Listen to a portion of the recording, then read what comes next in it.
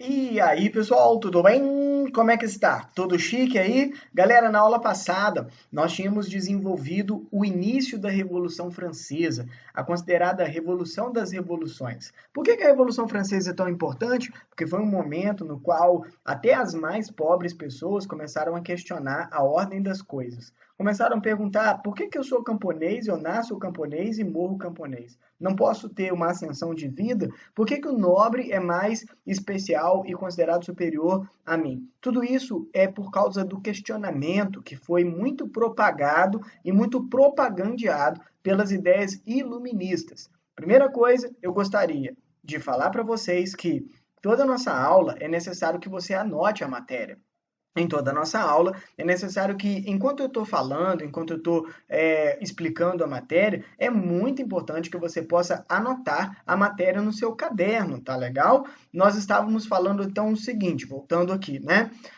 O rei francês, estava tão pobre e sofrendo tantas adversidades, crises que estavam acontecendo no final do século XVIII, que ele chegou então a fazer uma reunião, a chamada as Assembleias Gerais, fez as Assembleias Gerais. O problema é que quando ele reuniu, houve uma revolta nas assembleias. Na aula passada, eu expliquei para vocês que a Revolução Francesa ela é um grande questionamento à ordem daquela sociedade, que era organizada em forma de pirâmide. Ou seja, nós temos o primeiro estado, que é formado pelo clero, que é formado pela Igreja Católica. Nós temos o segundo estado, que é formado pela nobreza, pelo rei e todos aqueles que são considerados herdeiros da nobreza, do sangue nobre, né?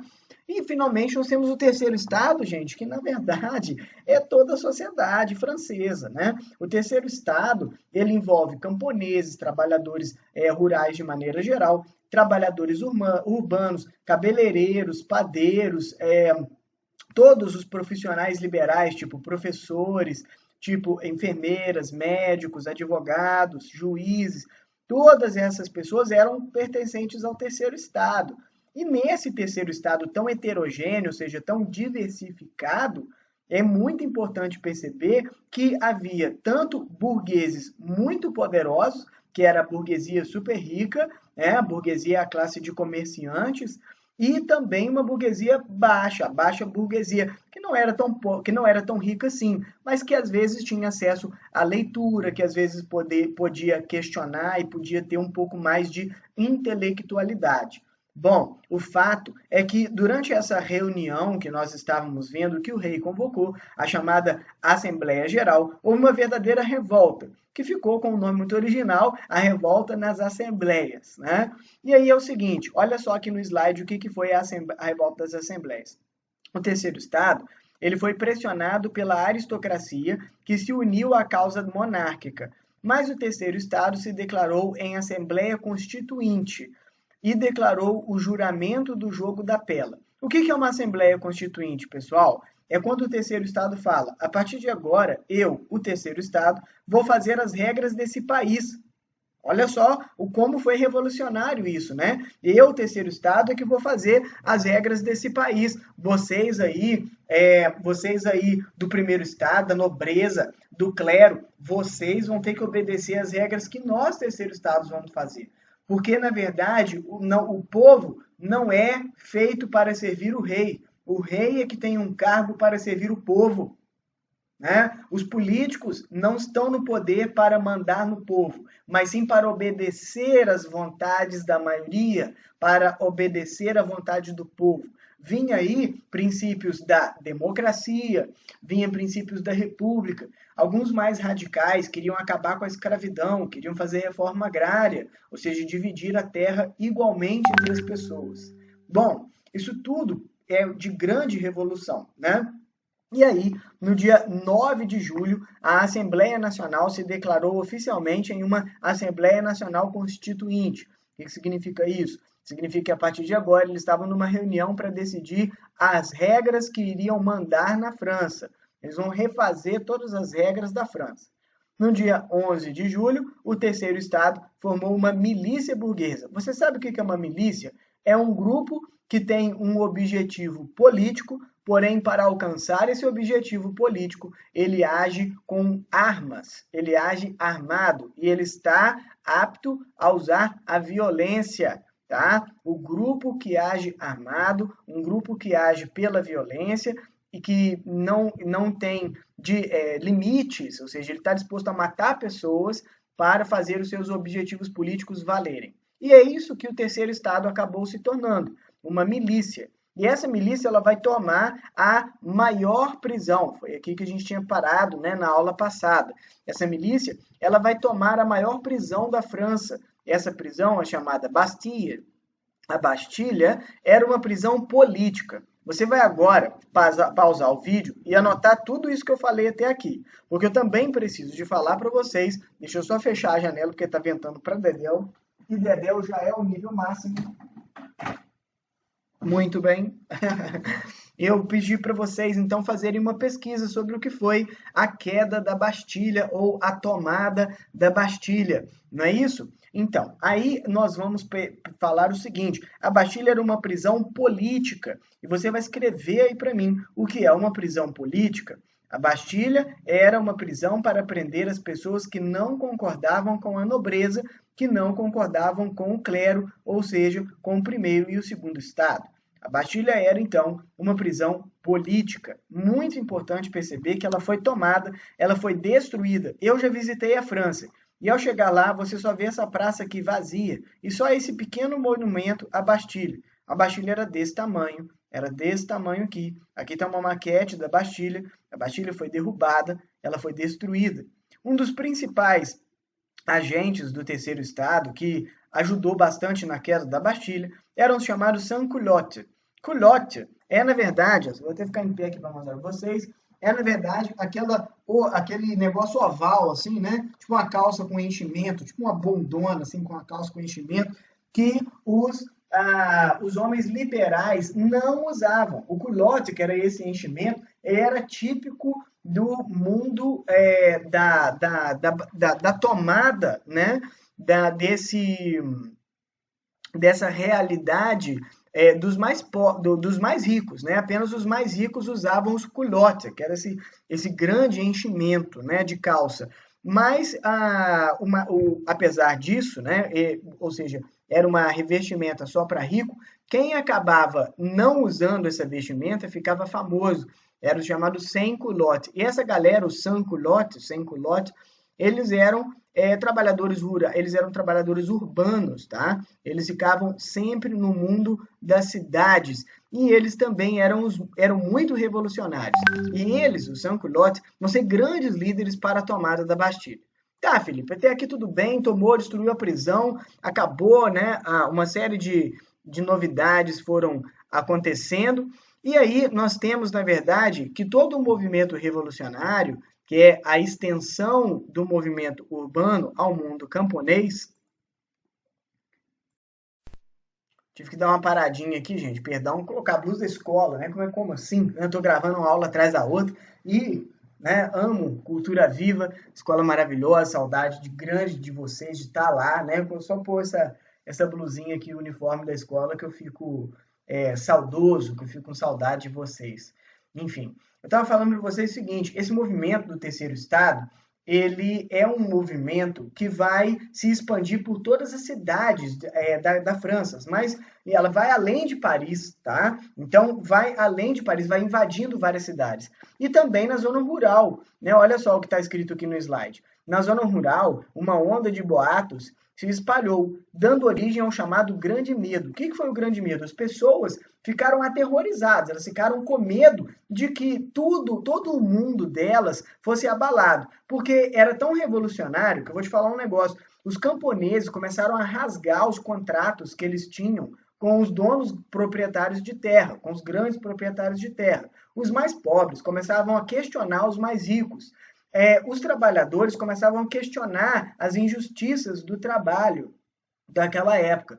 E isso, para os ricos, para os nobres, foi chamado de o grande medo. As pessoas estavam com medo imenso de que o mundo deles estava para acabar. Esse momento no qual até os camponeses mais simples começavam a lutar e questionar a autoridade dos mais ricos, foi chamado o Grande Medo, tá? Ocorreu também, então, olha lá aqui no slide, ó, uma série de ataques como assalto a propriedades, invasão de habitações, saques de depósitos e a destruição de documentos que comprovavam as dívidas dos camponeses com os seus senhores. Muitos membros da nobreza provincial, ou seja, lá do centro, da capital, foram mortos e os sobreviventes fugiram para outros países com o intuito de organizarem uma contra-revolução. Então, o que nós estamos vendo aqui? Grande violência no mundo urbano, no mundo rural, grande violência que buscou, inclusive, aí, questionar a ordem dessa sociedade, questionar por que tem que ter rico e pobre, por que tem gente que tem muito e gente que tem pouco. Vamos questionar isso tudo? Vamos mudar isso tudo? Vamos provocar uma mudança nessa sociedade? É isso que as pessoas estavam buscando construir. Tá? E aí a gente vê o seguinte, né? Aqui, ó, buscando conter a violência instaurada no campo, a Assembleia Nacional aboliu direitos e privilégios feudais em 4 de agosto de 1789. O que eram direitos e privilégios feudais? Gente, na França, até 1789, eles viviam uma sociedade praticamente feudal. Eles viviam direitos do senhor feudal. Por exemplo, o senhor feudal podia ter a primeira noite de núpcias com a noiva de alguém que servia a ele no campo. O senhor feudal podia cobrar altos impostos pelo mero fato de você usar a terra dele e grande parte da produção que você tivesse tinha que ficar com o senhor feudal. Então é legal pensar que todos esses direitos, esses privilégios feudais estavam sendo destruídos agora com essa grande onda de revolução na França que questionava a nobreza e os proprietários de terra. Uma outra coisa muito importante que aconteceu, que foi a legalização da liberdade religiosa e a liberdade de imprensa. Ou seja, a partir de agora, eles começaram a fazer tanta revolução com esse terceiro estado, muita onda de violência, que eles falaram, agora a religião oficial não é a religião católica. Qualquer pessoa pode ter qualquer religião. Porque antes, se você não fosse católico, você não podia casar, você não podia enterrar pessoas no cemitério oficial, você não podia ter emprego oficial, tá? Você não participava de nada na sociedade se você não fosse católico. E agora, com a Revolução Francesa, eles estavam questionando isso. E eles vão fazer uma declaração mega importante, tá? Mega importante, que é a Declaração dos Direitos do Homem e do Cidadão. Olha só que importante foi esse documento. Em 26 de agosto, aconteceu então aqui, ó, a publicação e divulgação da Declaração dos Direitos do Homem e do Cidadão. Esse documento é um marco na história da Revolução e visava, ou seja, ele queria apresentar à sociedade francesa os ideais revolucionários, conscientizando seus compatriotas sobre a necessidade de se pôr um fim à sociedade do antigo regime.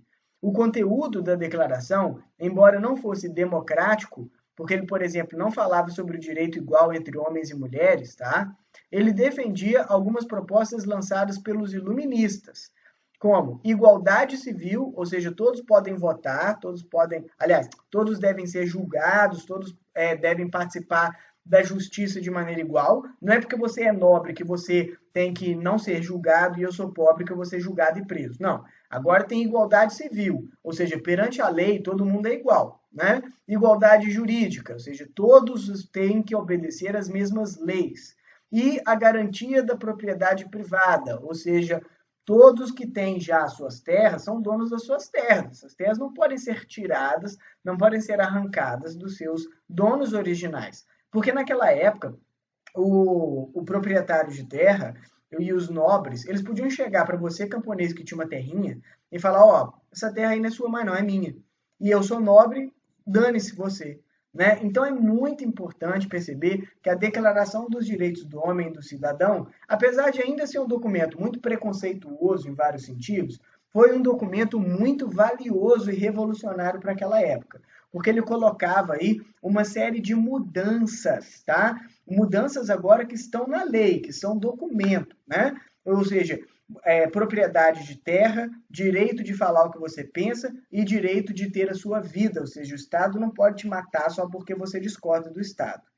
Eu gostaria que você escrevesse que esses 3 direitos são chamados de direitos naturais, tá? Vai escrever aí no seu caderno que são chamados de direitos naturais. Vamos recuperar o que eram os direitos naturais? O direito à propriedade, o direito a dizer o que pensa e falar o que pensa, e o direito à sua própria vida. Ou seja, o Estado não pode tirar de você a sua vida porque você discorda dele.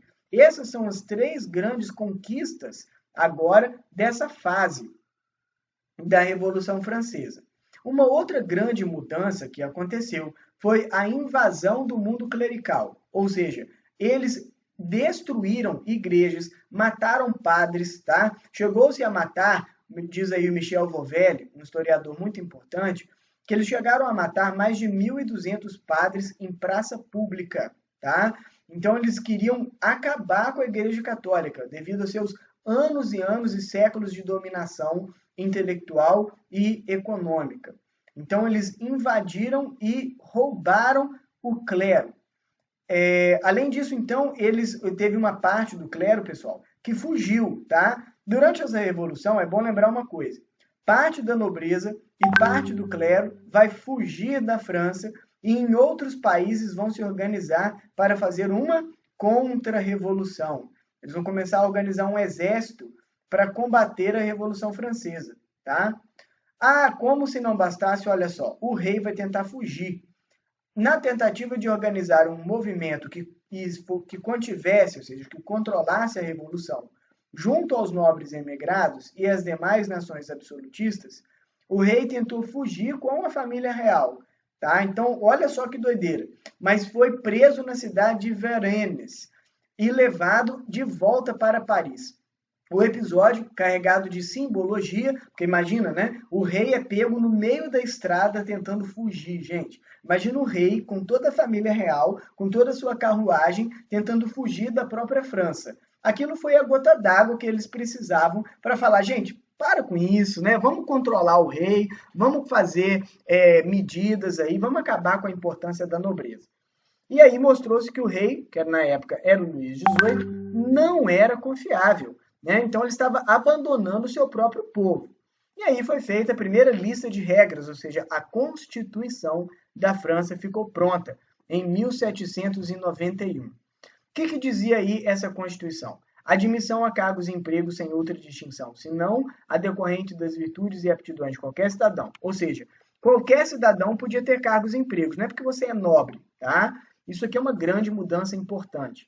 Essa Constituição, ela, na verdade, pessoal, deixou uma grande herança, tá? Que são as características da sociedade burguesa. Essa Constituição de 1791 vai colocar na lei todos os interesses da burguesia em prática, tá? Mas aí o que acontece? Começa um período de monarquia constitucional na França, tá? E o que foi essa monarquia constitucional na França?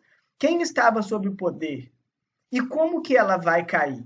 Essas são as perguntas que eu faço a você agora, meus amores, meus lindos, no final dessa nossa videoaula. Ou seja, agora a França vai viver uma monarquia constitucional. Ainda vai ter o rei, só que o rei vai ter que obedecer uma lei. Quais são as características? Quem que vai estar mandando na monarquia constitucional? Essa é a pergunta número 1, tá? Vamos anotar no caderno aí, ó. Vou abrir um Wordzinho aqui para você. Você vai anotar aí para mim o seu dever de casa, tá bom? Abre. Aí, você vai anotar aí para mim, pergunta número 1, tá? Anote aí para a gente fazer o dever de casa, olha só, né? O que foi a monarquia constitucional? Quem mandava na política? 2.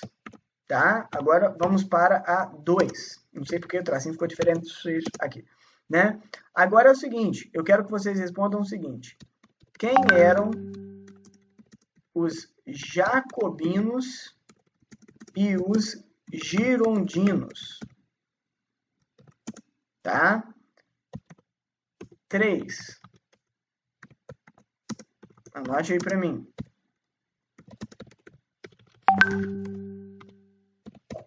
Quais as características da fase chamada o terror ou fase da convenção, tá? Bom, pessoal, são essas 3 as perguntas para nós podermos estudar. E como que você vai estudar? Como que você vai responder? Lendo o livro, tá? É muito importante ler o nosso livro, pessoal. Tá legal? Olha só, muito fundamental estarmos em contato com o nosso material, né? Lembre-se do nosso livro, tá legal? Não esqueça de ler sobre a Revolução Francesa no nosso livro, responder essas 3 perguntas e me enviar a resposta dessas 3 perguntas, tá legal? Lá no Google Sala de Aula, né? O Google Sala de Aula tem sido o nosso mais importante instrumento, tá legal? Beijo, morrendo de saudade de vocês e a gente se vê na próxima.